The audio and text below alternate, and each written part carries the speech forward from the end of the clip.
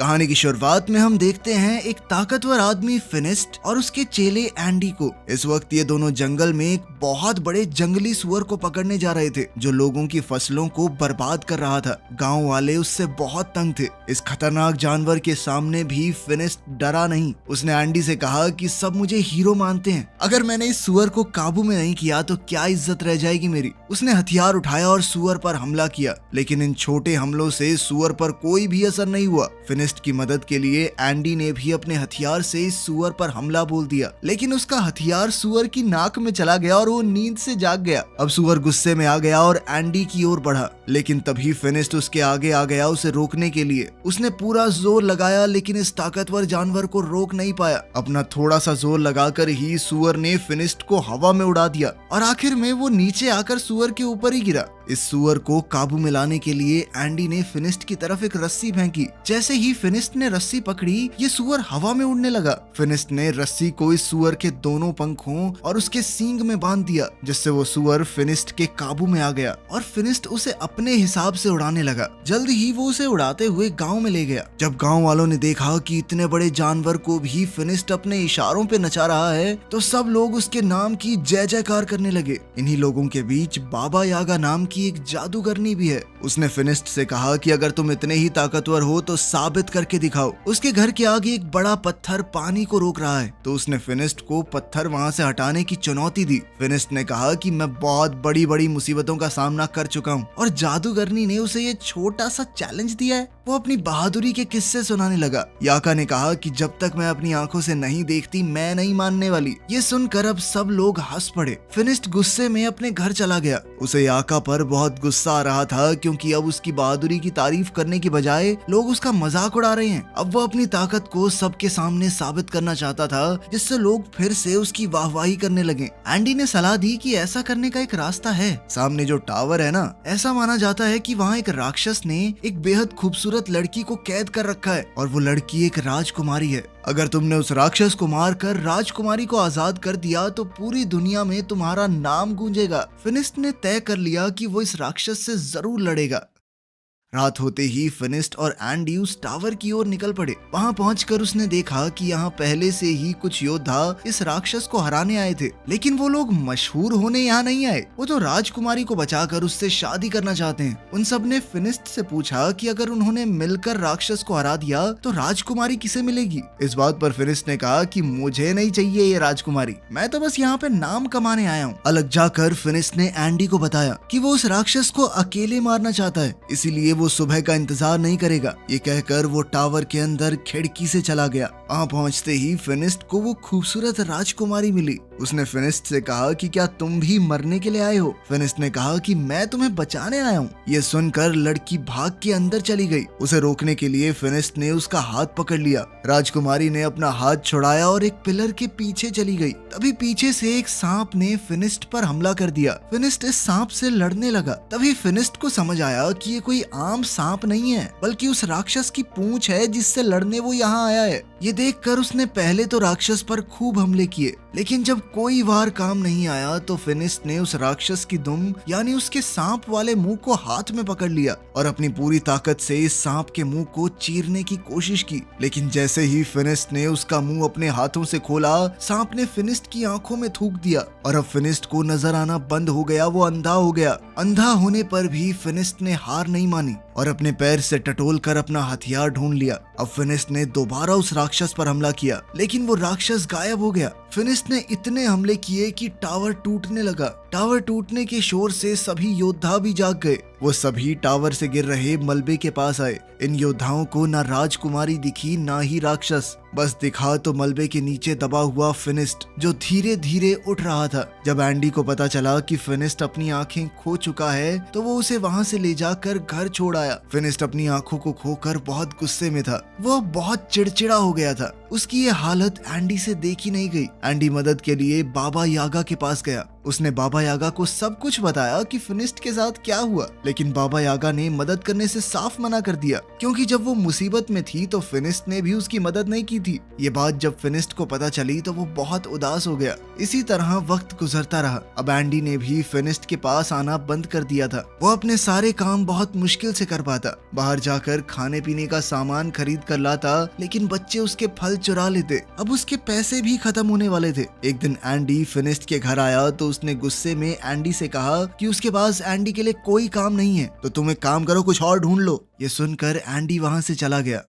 बीतते समय के साथ फिनिस्ट के सारे पैसे खत्म हो गए। अब वो दिन आ गया कि फिनिस्ट बाजार के सड़े गले फल खाने लगा। ऐसे ही एक दिन जब उसे सड़ा गला फल भी नहीं मिला तो वो अपनी टोकरी लेकर बाजार में बैठा रहा। बाबा यागा वहां से गुजर ही रही थी कि तभी उसने फिनिस्ट को देखा, तो उसने अपनी टोकरी से कुछ खाने का सामान फिनिस्ट की टोकरी में डाल दिया। इससे पहले ये दोनों कुछ बात करते गाँव पर कुछ लुटेरों ने हमला कर दिया। ये लुटेरे गाँव के लोगों को मारने लगे। फिनिस्ट देख तो नहीं सकता, लेकिन उसे अच्छे से सुनाई दे रहा था कि कैसे लोग मर रहे हैं, तड़प रहे हैं। जैसे ही लुटेरे उसके पास आए, उसने आवाज सुनकर वापस उन पर हमला किया। कुछ देख ना पाने के बावजूद भी सिर्फ आवाज के सहारे वो 2-3 डाकुओं से एक साथ लड़ रहा था। एक दूसरे डाकू ने फिनिस्ट पर रस्सी फेंकी, लेकिन फिनिस्ट ने ये रस्सी पकड़कर डाकू को घोड़े से नीचे गिरा दिया और फिर उसे अपनी तरफ खींचकर उसकी खूब धुलाई की। लेकिन कुछ डाकुओं ने पीछे से उस पर हमला किया और वो वहीं बेहोश हो गया। जब उसे होश आया तो वो एक शिप में था। उसकी गर्दन और हाथों को एक लकड़ी में बांधा गया था। इस जहाज में बाबा यागा और गांव के काफी सारे लोग भी थे।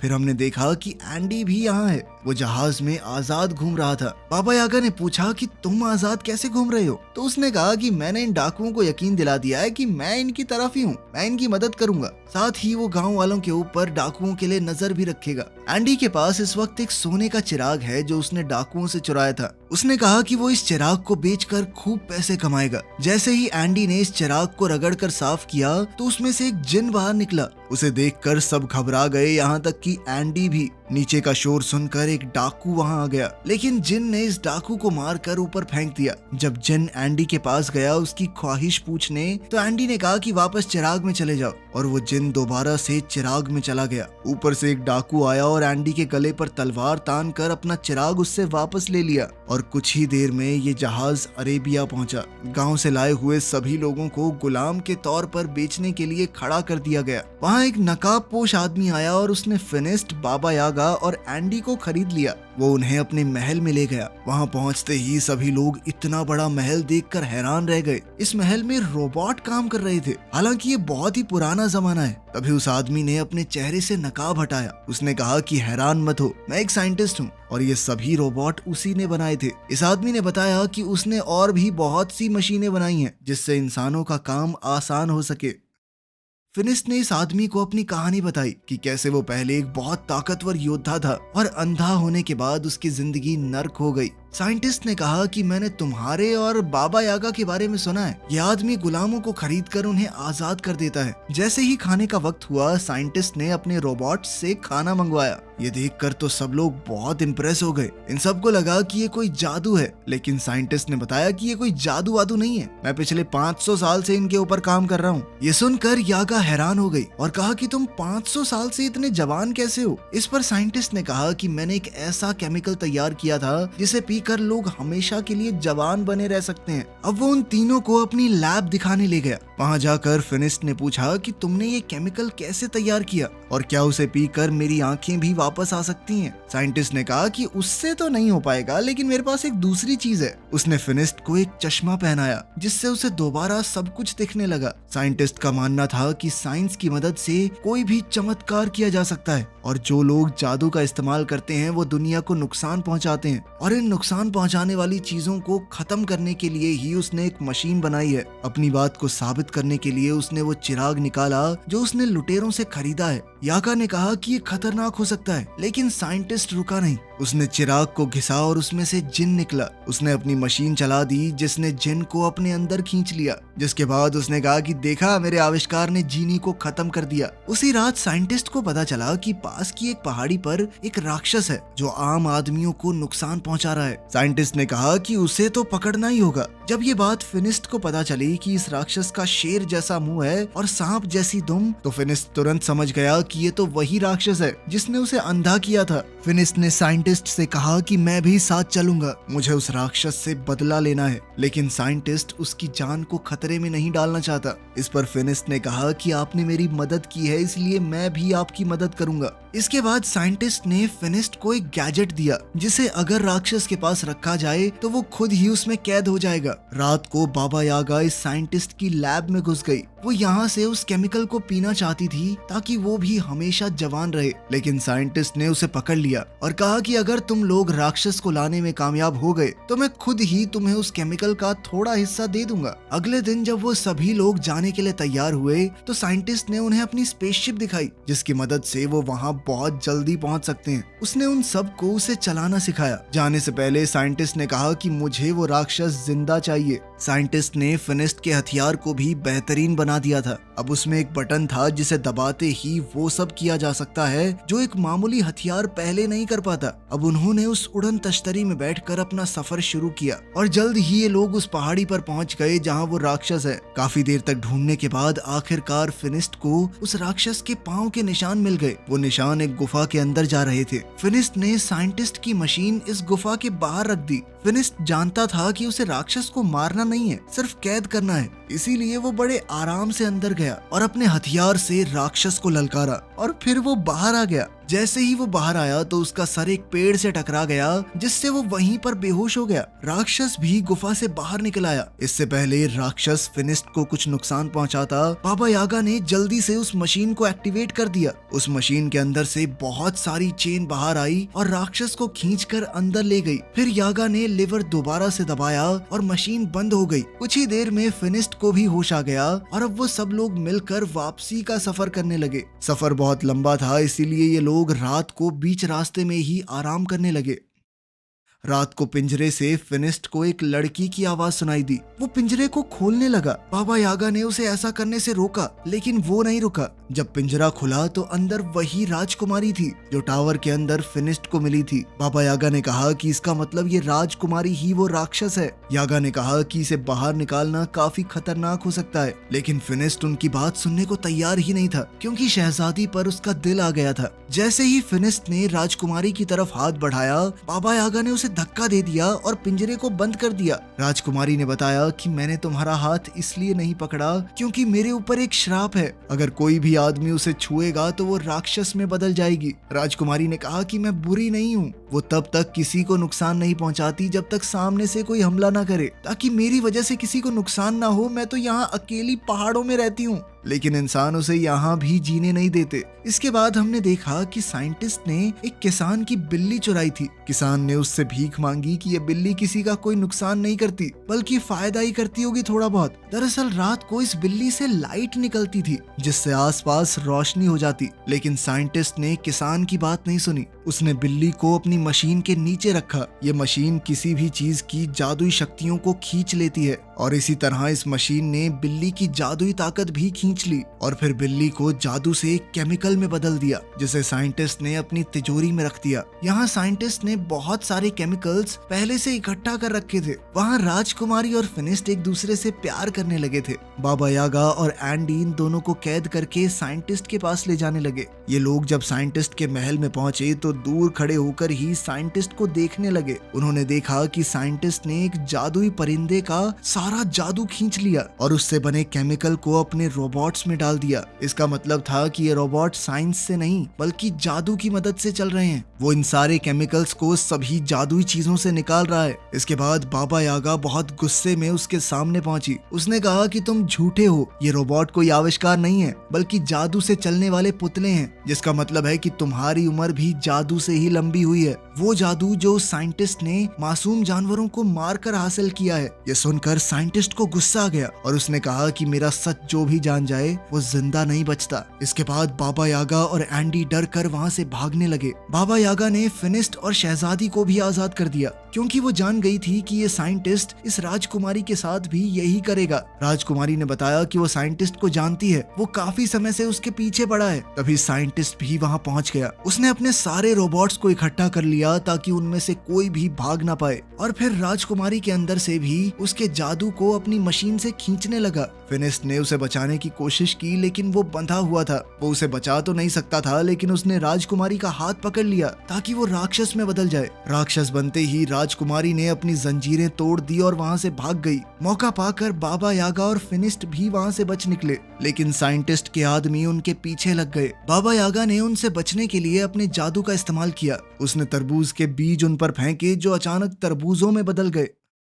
साइंटिस्ट ने भी अपना बड़ा रोबोट निकाला। वो किसी भी हाल में फिनिस्ट और बाबा यागा को नहीं छोड़ सकता, क्योंकि वो उसकी सच्चाई जानते हैं। एंडी ने साइंटिस्ट को समझाया कि हमारे पास जितना जादुई केमिकल है बहुत है, लेकिन साइंटिस्ट नहीं माना। वो बड़ा टर्टल रोबोट जब बाहर निकला तो पूरा महल टूट गया। साइंटिस्ट अब इस रोबोट के अंदर बैठकर एंडी के साथ फिनिस्ट और यागा का पीछा कर रहा था। अब वो इन दोनों पर तोप के गोले बरसाने लगा। फिनिस्ट ने यागा से कहा कि तुम इसका ध्यान भटकाओ और मैं इसके ऊपर चढ़कर इसे उल्टा करने की कोशिश करता हूँ, क्योंकि एक बार अगर ये बड़ा सा टर्टल उल्टा हो गया तो सीधा नहीं हो पाएगा। जैसे ही वो रोबोट यागा के सामने आया, उसमें लगी मशीन यागा के अंदर के जादू को खींचने लगी, जिस वजह से यागा बिल्कुल बूढ़ी लगने लगी। ये देखकर फिनिस्ट को बहुत तरस आया, लेकिन जब तक वो साइंटिस्ट का ध्यान भटका रही थी, फिनिस्ट टर्टल के ऊपर चढ़ गया। जब साइंटिस्ट ने ये देखा तो उसने टर्टल के हाथ फैला दिए ताकि वो फिनिस्ट को नीचे फेंक सके। फिनिस्ट तो नहीं गिरा, लेकिन उसका चश्मा गिर गया। अब उसे दिखना बंद हो गया था। बाबा यागा ने जैसे ही ये देखा तो वो फिनिस्ट की मदद करने लगी, उसे बताने लगी कि कैसे लड़ना है, कहाँ जाना है। इतनी ही देर में राक्षस बनी हुई वो राजकुमारी वहाँ आ गई। उसे देखकर साइंटिस्ट डर गया। वहीं फिनिस्ट ने टर्टल के गले में जंजीर बांध दी और उसे उल्टा करने लगा, जिसके बाद टर्टल के अंदर मौजूद सारा जादुई केमिकल नीचे गिरने लगा। साइंटिस्ट ने अपने जादुई पंखों से वहाँ से बच निकलने की कोशिश की, लेकिन उसके जादुई पंखों ने काम नहीं किया और वो नीचे उस जादुई केमिकल में गिरकर मर गया। वहीं फिनिस्ट भी अब थक कर बेहोश हो गया था। राजकुमारी उसे वहां गिरा हुआ देखकर रोने लगी, क्योंकि उसे डर लग रहा था कि इसे कुछ हो तो नहीं गया। वो फिनिस्ट से सच्चे दिल से प्यार करने लगी थी। जैसे ही शहजादी के आंसू फिनिस्ट की आंखों में गिरे तो उसे अचानक ही होश आ गया, साथ ही उसकी नजर भी वापस आ गई थी। फिनिस्ट ने उससे अपने प्यार का इजहार किया और हमेशा राजकुमारी के साथ रहने का वादा भी, लेकिन राजकुमारी ने कहा कि अपने श्राप की वजह से मैं तुम्हारे साथ नहीं रह सकती।